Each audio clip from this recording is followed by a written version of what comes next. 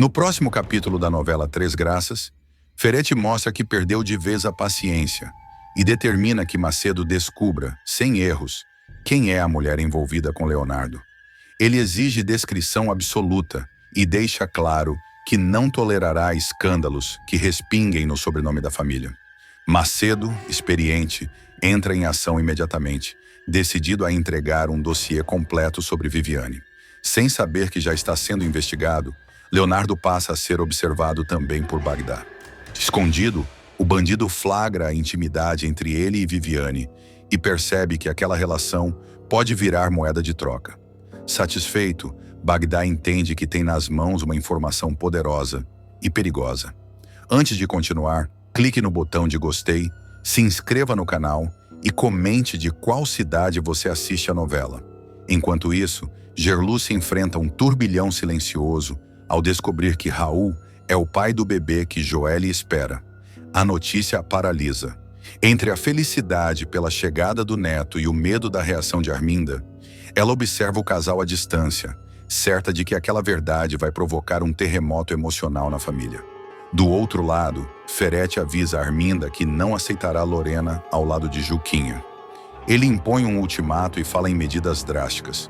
Arminda concorda, mas deixa claro que não pretende ser sutil. E a ameaça se concretiza rápido demais. Pressionada, Lorena procura Juquinha e se declara disposta a tudo para não perdê-lo, inclusive enfrentar a própria família.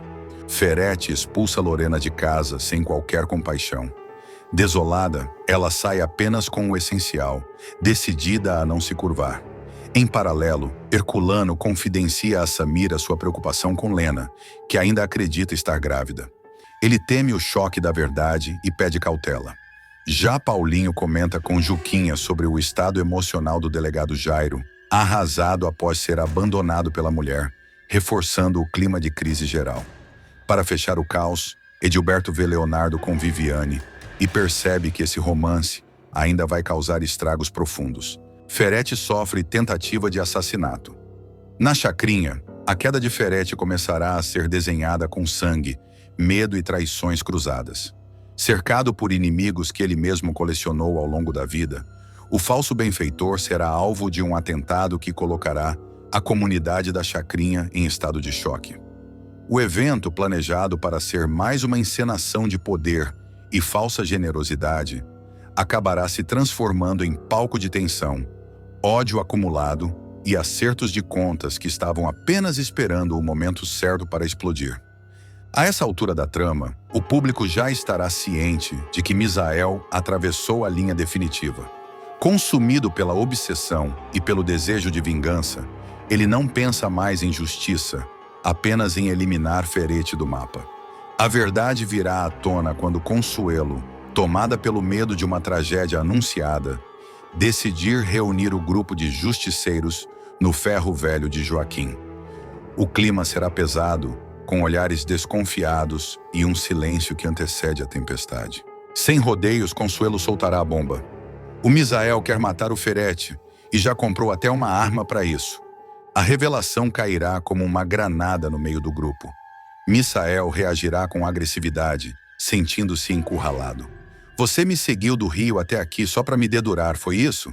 reclamará, tentando inverter o jogo e posar de vítima. Mas dessa vez não haverá espaço para teatro barato. A ficha de Joaquim cairá lentamente, misturada com indignação e decepção. Ele ligará os pontos que antes pareciam soltos demais para fazer sentido. "Então foi por isso que você pegou o dinheiro da sacola e sumiu para o Rio?" questionará com a voz carregada de rancor. O silêncio de Misael dirá mais do que qualquer resposta. Consuelo, firme, irá até o fim. Confirmará que o dinheiro seria usado para contratar um matador profissional. Diante da recusa dela em compactuar com o crime, Misael teria optado por algo ainda mais perigoso: resolver tudo com as próprias mãos. Pressionado por todos os lados, ele prometerá desistir do plano e jurará que não fará nenhuma loucura. Mas seus olhos denunciarão que aquela promessa é vazia, feita apenas para ganhar tempo. Enquanto isso, outro fantasma do passado de Ferretti voltará a rondar a chacrinha. Rogério, dado como morto, ressurgirá discretamente, observando tudo de longe. O ex-marido de Arminda carregará não apenas a dor das perdas, mas também uma sede de justiça que beira a vingança. Diferente de Misael, Rogério não age por impulso. Ele espera, calcula e escolhe o momento certo para atacar. Antes mesmo de enfrentar o ódio armado que o cerca, Ferretti sofrerá um baque inesperado. Em meio aos preparativos para o evento na comunidade, o empresário descobrirá que Leonardo está namorando uma mulher trans. A revelação atingirá o vilão como um soco no peito. Incapaz de lidar com a realidade que foge do seu controle e da sua hipocrisia moral, ele passará mal diante de todos. O pânico se espalhará rapidamente. Ferretti será levado às pressas para o hospital, entre sirenes, gritos e olhares assustados. Os médicos constatarão a gravidade do quadro e decidirão por um cateterismo de urgência. O procedimento deixará claro que, apesar da pose de homem poderoso, o corpo do vilão já começa a cobrar o preço de tanta crueldade, ódio e tensão acumulada. Mesmo internado, Ferretti não estará a salvo. Do lado de fora, a chacrinha ferverá com boatos, ameaças veladas e movimentos suspeitos. Misael observará cada notícia como um sinal do destino, enquanto Rogério seguirá nas sombras, ciente de que o retorno de Ferretti à comunidade pode ser o estopim para algo ainda maior. O atentado, que parecia distante, começará a ganhar contornos reais, e a pergunta que ecoará entre os moradores da chacrinha não será se Ferretti será atacado, mas quando e por quem. O retorno de Ferretti à chacrinha não demorará tanto quanto muitos imaginam. Mesmo fragilizado pelo procedimento cardíaco, o empresário insistirá em aparecer no evento comunitário, movido mais pelo orgulho do que pela razão. Contra a orientação médica e os apelos de quem ainda tenta preservá-lo, ele fará questão de mostrar força, como se estivesse acima de qualquer ameaça. Para Ferretti, recuar significaria admitir medo, algo que ele jamais aceita. A presença do vilão na comunidade reacenderá tudo o que estava apenas em brasa. Olhares atravessados surgirão de todos os lados. Sussurros correrão pelas vielas. Alguns moradores se afastarão, outros se aproximarão demais. A sensação será de que algo está prestes a acontecer, mas ninguém saberá exatamente de onde virá o golpe. Misael circulará pela chacrinha com o rosto fechado, tentando parecer apenas mais um entre tantos curiosos. Por dentro, estará em guerra. A arma, escondida, pesará mais do que deveria. Cada passo de Ferretti será acompanhado à distância. Cada sorriso falso do empresário servirá como combustível para o ódio que ele tenta controlar, sem sucesso. Ao mesmo tempo, Rogério observará tudo de um ponto estratégico, atento a cada movimento suspeito. Diferente de Misael, ele perceberá que o clima saiu do controle. O evento, que deveria ser apenas mais uma jogada de marketing social, se transformará em um campo minado emocional, onde qualquer erro pode custar uma vida. Em determinado momento, um barulho seco cortará o ar. Gritos ecoarão. Pessoas correrão sem saber para onde. Ferretti será cercado por seguranças, enquanto o pânico tomará conta da chacrinha. A tentativa de assassinato colocará a comunidade inteira em estado de choque. E o vilão perceberá, talvez pela primeira vez, que não é intocável. A polícia chegará rapidamente, iniciando uma varredura caótica. Suspeitas surgirão de todos os lados. Misael desaparecerá no meio da confusão, levantando ainda mais desconfianças. Rogério, por sua vez, entenderá que o jogo mudou de nível e que a guerra contra Ferretti entrou em um ponto sem retorno. Ferretti deixará a chacrinha sob forte escolta, abalado, ferido no orgulho e consciente de que seus inimigos não estão mais apenas tramando nas sombras. Eles estão perto, muito perto. A última sequência dessa virada começará com Ferretti sendo colocado dentro do carro blindado, ainda atordoado pelo caos que se instalou na chacrinha. O olhar dele, antes soberbo, agora estará perdido, varrendo a comunidade como se tentasse identificar de onde partiu a ameaça. Pela primeira vez, o vilão entenderá que o medo mudou de lado. O poder já não o protege como antes. Dentro do veículo, Ferretti sofrerá um novo abalo emocional. O coração voltará a disparar, não por um ataque físico, mas pela certeza de que alguém tentou, de fato, matá-lo. Não foi um aviso. Não foi encenação. Foi real.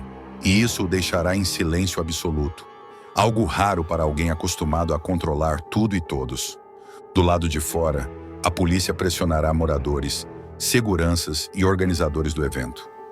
Nomes começarão a surgir, versões se contradizerão e a tentativa de assassinato se transformará em um jogo perigoso de acusações. A chacrinha, mais uma vez, será tratada como culpada antes mesmo de qualquer prova concreta. Misael, escondido, ouvirá os relatos pela rádio comunitária. A confusão, os gritos, a correria. Ele não saberá se sente frustração ou alívio. O plano não saiu como ele imaginava, e isso o deixará ainda mais instável. A promessa feita ao grupo de justiceiros ecoará como uma mentira que agora cobra seu preço. Rogério, por sua vez, tomará uma decisão silenciosa. Ao perceber que Ferete saiu vivo, mas abalado, ele entenderá que a queda do vilão não será rápida nem simples. Será longa, estratégica e dolorosa. E ele fará questão de estar presente em cada etapa desse processo. Enquanto a comunidade tenta voltar à rotina, o clima continuará pesado, carregado de tensão e desconfiança. A tentativa de assassinato não encerrará o conflito. Pelo contrário, ela marcará o início de uma fase ainda mais sombria, em que alianças serão testadas, máscaras cairão e o passado cobrará tudo o que ficou mal resolvido. E Ferete, agora consciente de que alguém apertou o gatilho contra ele, passará a viver cercado por paranoia, medo e uma certeza inquietante. A próxima investida pode não falhar. Arminda viverá um de seus momentos mais explosivos ao descobrir que o bebê esperado por Joely não apenas faz parte de sua família, como também será herdeiro direto de seu sobrenome e de sua fortuna. A revelação cairá como uma bomba, e a vilã reagirá da pior forma possível, deixando claro que não está disposta a aceitar o destino que começa a se desenhar diante de seus olhos. Tudo começará quando Arminda, tomada por desconfiança e movida por rumores que chegam até ela, decidirá ir pessoalmente até a casa de Gerluce, na chacrinha. Sem avisar, sem pedir licença e carregando no rosto um misto de ódio e arrogância, a Dona Cobra surgirá à porta como um furacão. Gerluce abrirá, acreditando se tratar de uma visita comum, mas ficará paralisada ao dar de cara com a madame, que não esperará convite algum para entrar. Assim que atravessar a porta, Arminda avistará Raul no interior da casa e explodirá. O tom será agressivo, a postura autoritária, como se ainda tivesse domínio absoluto sobre o filho. Raul, surpreso, perguntará o que a mãe está fazendo ali, mas a resposta virá em forma de ataque. A vilã berrará, desprezando o lugar, chamando a casa de imunda e deixando claro que considera a chacrinha um ambiente indigno para seu sobrenome. Gerluce não aceitará a invasão calada. Com firmeza lembrará que aquela é sua casa e que ali Arminda não manda em nada. O embate entre as duas será imediato, carregado de rancor acumulado e diferenças sociais escancaradas. Arminda ironizará a vida simples da cuidadora, enquanto Gerluce responderá com dignidade, afirmando que caráter não se mede por dinheiro. A tensão aumentará ainda mais quando Arminda perceber a presença de Joely. O olhar da vilã se estreitará ao notar a barriga da jovem e ela tentará se aproximar, tomada por uma curiosidade doentia. Ao estender a mão para tocar na gestação, será imediatamente repelida, criando um clima de choque no ambiente. Nesse instante, o silêncio tomará conta da sala e a ficha finalmente cairá para Arminda. Com a voz trêmula, mas carregada de incredulidade, ela fará a pergunta que gelará a todos os presentes. Não pode ser. Você é o pai dessa criança, Raul. Ninguém responderá. O silêncio será a confirmação mais cruel. O rosto da vilã se transformará e qualquer resquício de controle desaparecerá. A partir dali, Arminda passará a agir movida apenas pelo ódio. Sem medir palavras, ela começará a se referir ao bebê de forma desumana, usando termos cruéis e ofensivos. Diante de Joely, de Gerluce e de todos ali, questionará se Raul é mesmo o pai do monstrinho que aquela menina carrega no ventre. A fala causará revolta imediata. Lígia reagirá com indignação. Gerluce exigirá respeito e pedirá que Arminda se retire. Mas a vilã não dará um passo atrás. Raul, até então tentando manter algum controle, perderá a paciência ao perceber o impacto das palavras da mãe sobre Joelle. Visivelmente abalada, a jovem tentará se manter firme, mas o clima ficará insustentável. Raul então tomará a frente, enfrentará Arminda e deixará claro que não permitirá mais nenhum ataque. Com os nervos à flor da pele, ele fará uma ameaça direta, lembrando o risco que a gestante corre diante de tamanha pressão. A declaração de Raul será definitiva e não deixará mais dúvidas sobre a paternidade. Arminda, porém, longe de recuar, dobrará a aposta. Ela acusará Gerluce de ter armado um golpe da barriga, afirmará que tudo não passa de uma tentativa de arrancar dinheiro da família e garantirá que não dará um centavo sequer para a criança. A vilã também deixará claro que rejeita a ideia de dividir seu sobrenome com alguém vindo da chacrinha. Em um dos momentos mais cruéis da sequência, Arminda insinuará que aquela gravidez não deveria seguir adiante, ultrapassando todos os limites e provocando um choque geral. As palavras ecoarão como facadas, deixando Joelle em estado de choque e Gerluce à beira de expulsar a madame à força. A situação só não sairá completamente do controle porque Raul intervirá mais uma vez. Ele anunciará, diante de todos, que ficará na casa de Gerluce, que não abandonará Joelle e que assumirá a filha custe o que custar. A decisão cairá como uma humilhação pública para Arminda, que perceberá que perdeu o domínio sobre o filho naquele instante. Derrotada naquele embate, mas longe de aceitar a perda, a vilã deixará a casa com o olhar carregado de ódio, prometendo vingança em silêncio.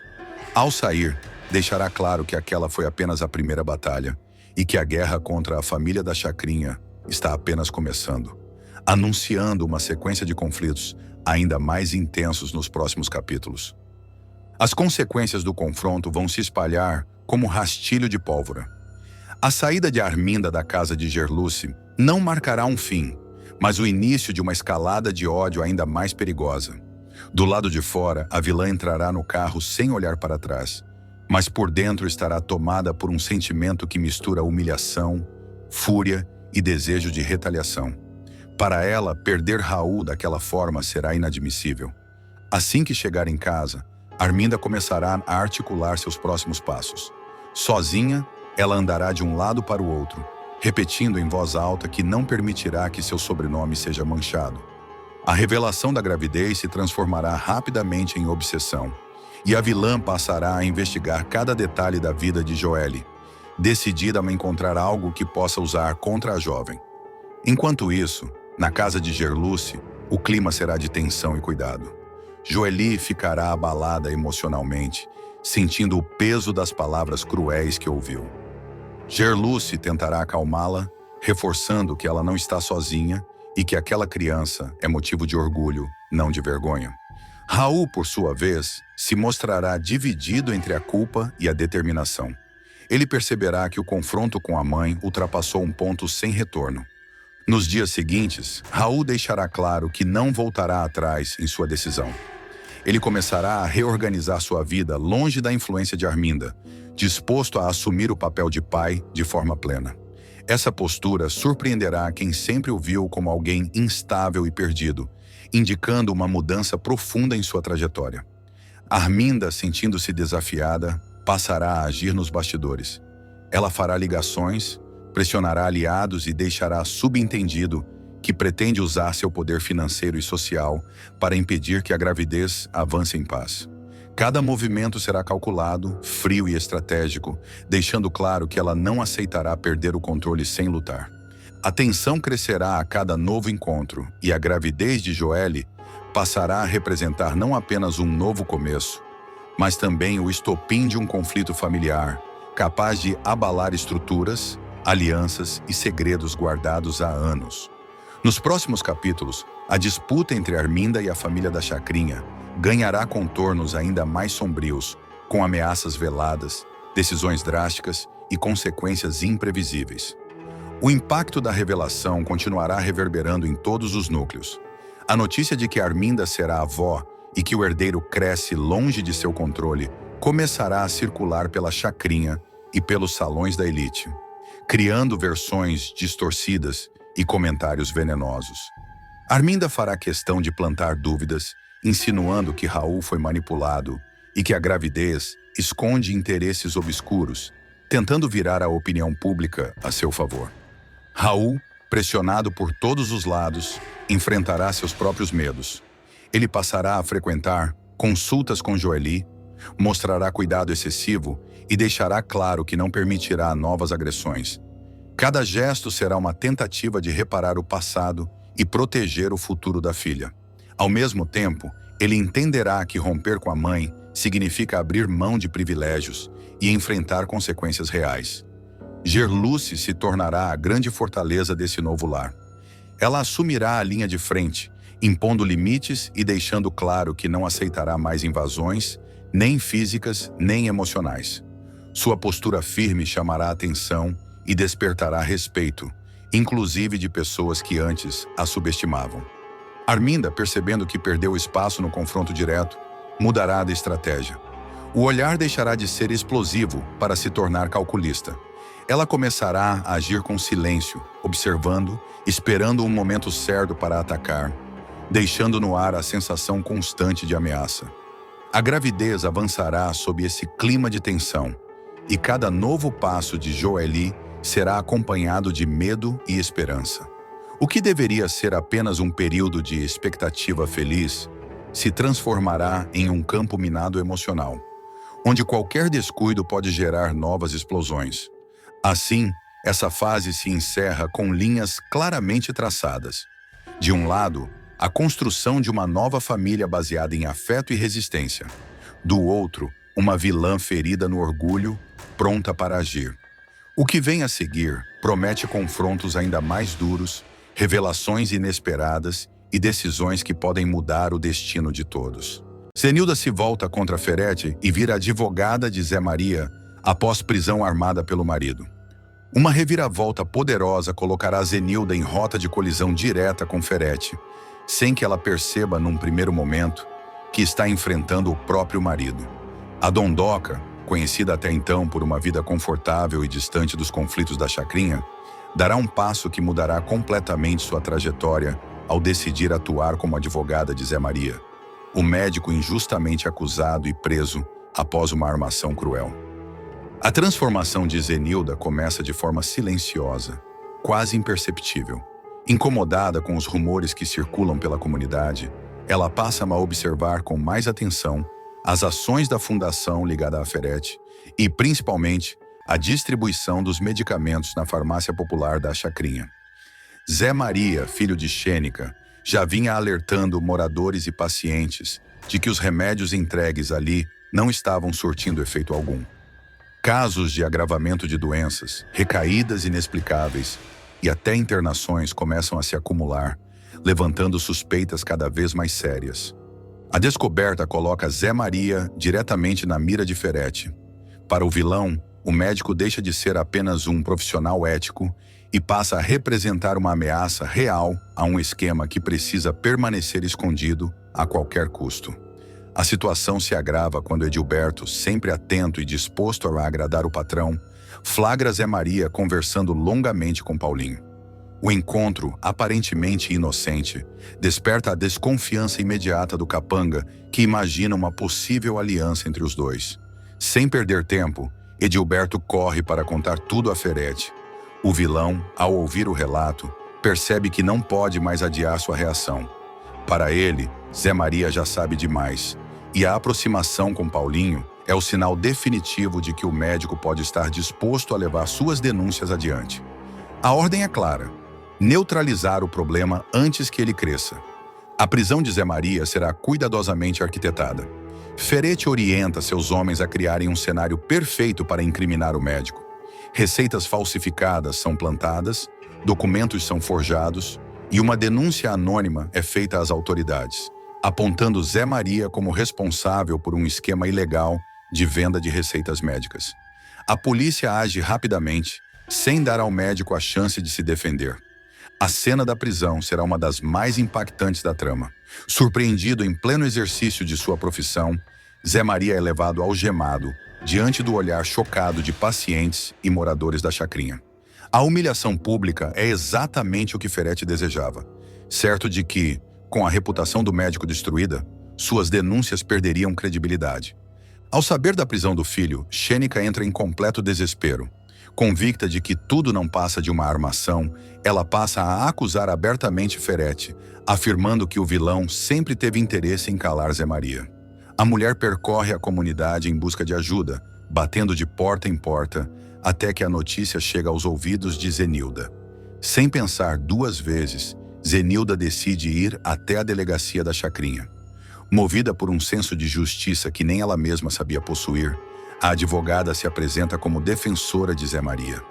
Para ela, trata-se apenas de cumprir seu papel profissional e ajudar alguém claramente injustiçado. O que Zenilda ainda não imagina é que, ao assumir o caso, estará enfrentando diretamente um plano arquitetado por Ferete. Na delegacia, Zenilda se depara com um cenário tenso. Zé Maria está abatido, mas mantém a postura firme, reafirmando sua inocência. O olhar agradecido do médico ao ver Zenilda ali marca o início de uma aliança inesperada. Ela começa a analisar os autos do processo e rapidamente percebe falhas gritantes. Horários que não batem, assinaturas duvidosas, documentos sem origem clara. Cada detalhe reforça a convicção de Zenilda de que há algo muito errado naquela acusação. Enquanto isso, Ferete acompanha tudo à distância, certo de que a prisão cumprirá seu papel. O vilão ainda não desconfia de que a própria esposa está prestes a desmontar, peça por peça, a armadilha que ele criou. À medida que Zenilda se aprofunda no caso, seu desconforto cresce. Pequenos indícios começam a apontar para pessoas ligadas à fundação e ao círculo de confiança de Ferete. A advogada passa noites em claro, revisando documentos e relembrando conversas que antes pareciam inofensivas, mas que agora ganham um novo significado. Sem perceber, Zenilda dá os primeiros passos rumo a uma mudança definitiva em sua vida. A defesa de Zé Maria deixa de ser apenas um caso profissional e se transforma em uma causa pessoal. A Dondoca começa a enxergar a realidade da chacrinha com outros olhos, entendendo o impacto das injustiças sofridas pelos moradores mais pobres e oprimidos. Enquanto isso, Xênica se fortalece ao ver que o filho não está sozinho. A presença de Zenilda reacende sua esperança e espalha pela comunidade a sensação de que a verdade pode, enfim, vir à tona. Ferete, por sua vez, começará a sentir que algo saiu do controle, embora ainda não consiga identificar exatamente de onde vem a ameaça. A atuação de Zenilda promete colocar em xeque alianças, expor esquemas perigosos e abrir um novo caminho para a personagem, que passará a questionar não apenas as ações do marido, mas toda a vida que construiu ao lado dele. O envolvimento de Zenilda, no caso de Zé Maria, ganhará proporções ainda maiores e passará a abalar estruturas que pareciam inabaláveis. Ao aprofundar a análise do processo, a advogada descobrirá que a denúncia partiu de um telefone descartável, ligado a um intermediário conhecido de Edilberto. A informação chega até ela como um estalo, fazendo com que todas as peças comecem a se encaixar de forma assustadora. Determinada a ir até o fim, Zenilda pedirá a quebra de sigilo de documentos e solicitará novas oitivas, deixando claro que não aceitará um acordo rápido ou uma solução superficial. Sua postura firme surpreenderá policiais, funcionários da delegacia e até o próprio Zé Maria, que passará a enxergar nela uma aliada inesperada e corajosa. A cada passo, Zenilda se mostra mais segura, como se finalmente estivesse assumindo um papel que sempre esteve adormecido. Xênica, emocionada, se aproximará ainda mais da advogada, revelando detalhes antigos sobre ameaças veladas que o filho já vinha sofrendo. Essas revelações reforçam a tese de perseguição e ampliam o cerco contra quem tentou silenciar o médico. A comunidade da chacrinha começa a se mobilizar, surgem testemunhas dispostas a falar, e o nome de Zé Maria passa a ser defendido por moradores que antes tinham medo. Ferete, ao perceber que o caso não esfriou como esperado, entrará em estado de alerta. O vilão pressionará Edilberto, exigindo explicações, e deixará claro que não admite erros. No entanto, quanto mais ele tenta controlar a situação, mais sinais surgem de que a armação pode ruir a qualquer momento. O nervosismo de Ferretti começa a transparecer até dentro de casa, gerando estranhamento e tensão no casamento. Zenilda, por sua vez, passará a confrontar pequenas incoerências do cotidiano, ligando atitudes do marido a fatos que antes ignorava. Conversas mal explicadas, ordens dadas em tom ríspido e encontros suspeitos passam a ecoar em sua mente. Sem revelar suas desconfianças, ela segue firme na defesa de Zé Maria, reunindo provas que podem virar o jogo de forma definitiva.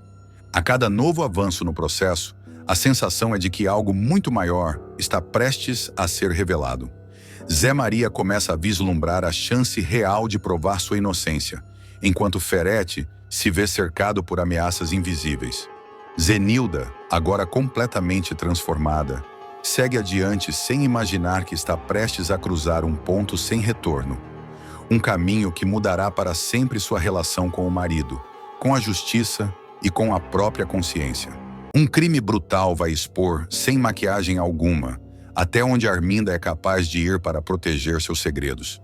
A sequência será longa, tensa e carregada de detalhes que vão deixar claro que nada ali é impulso.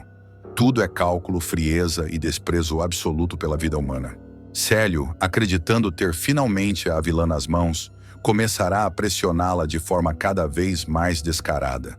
Depois de acompanhá-la até a chacrinha, ele exigirá uma recompensa à altura do risco, deixando subentendido que sabe mais do que deveria e que não hesitará em abrir a boca se não for devidamente pago. Arminda ouvirá tudo em silêncio, com um sorriso contido, daqueles que enganam até os mais atentos.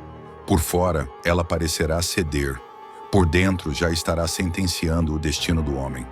A vilã decidirá atrair Célio para dentro de sua própria mansão, transformando o local em palco de uma emboscada fatal.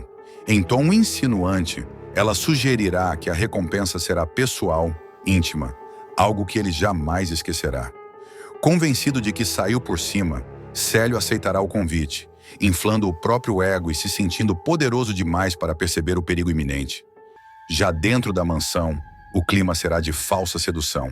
Arminda conduzirá o homem pela escadaria, provocando, jogando frases ambíguas, alimentando a fantasia de domínio que ele acredita ter sobre ela. Em dado momento, Célio soltará a frase que selará seu fim. Hoje eu sou seu súdito. Pode fazer comigo o que quiser. O comentário carregado de arrogância e desprezo fará os olhos de Arminda brilharem. Não de desejo, mas de ódio frio. Sem qualquer aviso, em um movimento rápido e preciso, Arminda cravará o salto-agulha no peito de Célio. O impacto será imediato, brutal, quase cirúrgico. Antes que ele consiga entender o que aconteceu, ela o empurrará escada abaixo. O corpo rolará pelos degraus, sem vida, morrendo ali mesmo, no silêncio opressor da mansão. Não haverá gritos, pedidos de socorro ou arrependimento. Apenas o som seco do corpo caindo e a respiração controlada da assassina. O que Arminda não esperava era que Helga tivesse presenciado toda a cena. A funcionária surgirá atônita por alguns segundos, mas logo trocará o choque por pragmatismo. Com uma naturalidade assustadora, ela se oferecerá para ajudar a patroa a se livrar do corpo. Já fiz muita limpeza desse tipo, dona Arminda. Só de ex-marido foram 3, dirá, arrancando um meio sorriso cínico da vilã. Arminda aceitará a ajuda sem pestanejar. Para ela, Célio não passará de um problema resolvido. Em tom de deboche, se referirá ao cadáver como gambá morto, demonstrando mais nojo do que culpa. Juntas, as duas começarão a planejar como retirar o corpo dali sem levantar suspeitas. A solução virá rápido: usar uma cortina de linho egípcio da própria mansão para enrolar o cadáver. Enquanto ajudam a arrastar o corpo, Arminda reclamará do prejuízo material, questionando o preço do tecido em dólar e deixando claro que, para ela, o verdadeiro crime não foi matar um homem, mas estragar um item caro de decoração.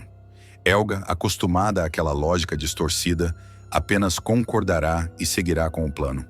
Após o corpo estar completamente envolto na cortina, Arminda decidirá acionar Ferretti. Em uma ligação curta, fria e objetiva, ela exigirá que um capanga vá imediatamente até a mansão para resolver um problema. Em nenhum momento usará a palavra corpo ou assassinato. A mensagem será clara o suficiente para quem já conhece seus métodos. Alguém precisa dar fim ao gambá morto. Enquanto aguarda a chegada do homem de confiança de Ferete, Arminda circulará pela casa, limpando vestígios, reorganizando objetos e ajustando cada detalhe para que nada pareça fora do lugar. Elga seguirá suas ordens sem questionar, demonstrando uma lealdade que beira o assustador. A mansão, em poucos minutos, voltará a ter aparência de normalidade. Como se a morte jamais tivesse cruzado aquele espaço. Esse crime começará a gerar consequências silenciosas. Pequenos detalhes ameaçarão escapar do controle, olhares desconfiados surgirão e o peso do que aconteceu passará a rondar Arminda de forma invisível, porém constante. O assassinato de Célio marcará um ponto de não retorno, deixando claro que, quando encurralada, Arminda não negocia, ela elimina. A engrenagem montada por Arminda começará a girar com precisão assustadora. O capanga de Ferete chegará à mansão ainda de madrugada, sem fazer perguntas, acostumado a obedecer ordens que não admitem curiosidade. Ao ver o volume envolto na cortina, entenderá tudo de imediato. Arminda não demonstrará nervosismo. Pelo contrário, dará instruções detalhadas, exigindo rapidez e absoluto silêncio. Para ela, aquilo será apenas mais um problema eliminado do tabuleiro. Elga observará a retirada do corpo com frieza, mas quando a porta se fechar, o peso do que aconteceu começará a se infiltrar no ar da casa. Mesmo assim, Arminda manterá o controle. Ela queimará roupas, lavará o chão, borrifará perfumes caros para mascarar qualquer vestígio. Cada gesto será calculado, cada passo pensado para não deixar rastros. A mansão voltará a parecer intocada, quase elegante demais para esconder tamanha brutalidade. Ferete, por sua vez, compreenderá a gravidade da situação no instante em que receber a confirmação de que o serviço foi feito. Embora acostumado a jogos sujos, o assassinato direto dentro da mansão de Arminda acenderá um alerta. Ele perceberá que a aliada é mais perigosa do que imaginava e que agora ambos estão ligados por um crime impossível de desfazer. O pacto silencioso entre os dois se tornará mais profundo, mais tóxico e mais irreversível. Enquanto isso, a ausência de Célio começará a chamar a atenção. Comentários soltos, perguntas aparentemente inofensivas e pequenos ruídos surgirão ao redor da chacrinha. Arminda fingirá surpresa, minimizará, criará versões convincentes. Ela saberá exatamente o que dizer, para quem dizer e quando dizer. Ainda assim, a sensação de vigilância crescerá, como se o crime deixasse uma sombra permanente sobre seus passos. Elga, embora leal, começará a demonstrar sinais sutis de tensão. Um olhar prolongado demais, um silêncio fora de hora, um comentário atravessado. Arminda perceberá tudo, registrará mentalmente cada mudança de comportamento e passará a observá-la com mais atenção. Para a vilã, confiança não é eterna, é utilitária. O assassinato de Célio não será apenas um crime isolado, mas o gatilho de uma sequência de eventos que colocará Arminda em um território ainda mais sombrio. Ela terá cruzado uma linha definitiva, e a partir dali, qualquer ameaça será tratada da mesma forma. Sem diálogo, sem hesitação e sem retorno. A queda de Célio marcará o início de uma espiral perigosa, em que o silêncio será tão mortal quanto a verdade. E Arminda provará, mais uma vez, que seu maior talento é transformar morte em estratégia. O assassinato de Célio deixará de ser apenas um segredo enterrado para se transformar em um risco constante. Pequenos sinais começarão a escapar do controle de Arminda. Um comentário atravessado, um objeto fora do lugar, uma informação que circula rápido demais. Nada explícito, mas o suficiente para gerar a sensação de que o crime não morreu junto com o corpo. Ferete passará a agir com ainda mais cautela, impondo silêncio absoluto aos seus homens e reforçando a vigilância ao redor da mansão. A parceria entre ele e Arminda ganhará contornos de ameaça mútua. Um sabe demais sobre o outro. Qualquer deslize pode significar queda dupla. A confiança se tornará frágil, sustentada apenas pelo medo e pela conveniência. Helga, por sua vez, carregará o peso invisível do que viu e fez. Mesmo tentando seguir a rotina, ela demonstrará rachaduras emocionais que Arminda não ignorará.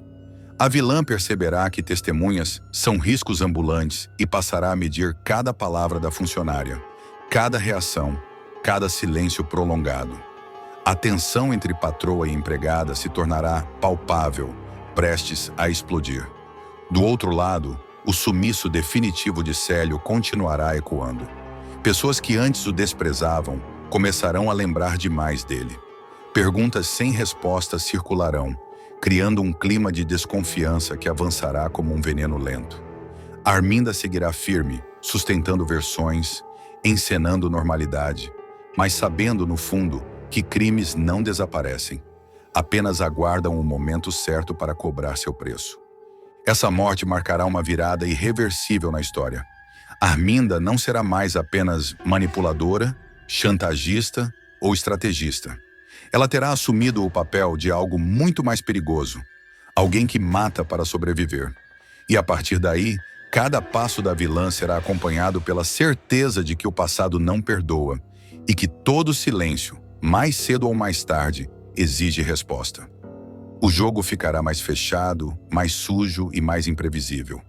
O gambá morto deixará de ser apenas uma ironia cruel para se tornar o estopim de um colapso anunciado.